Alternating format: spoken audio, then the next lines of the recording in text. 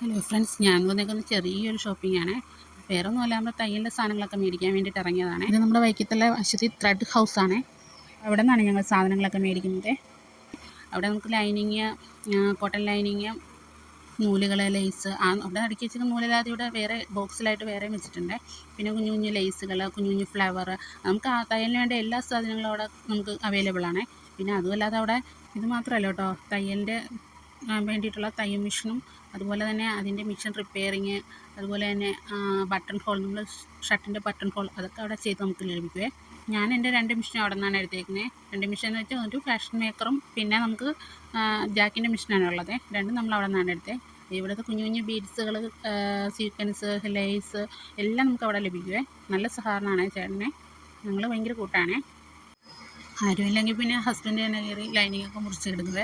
അതുകൊണ്ട് ഞങ്ങൾ വലിയ കൂട്ടാണ്. സപ്പോർട്ട് ചെയ്ത് കൂടെ കൂട്ടണേ കൂട്ടുകാരെ.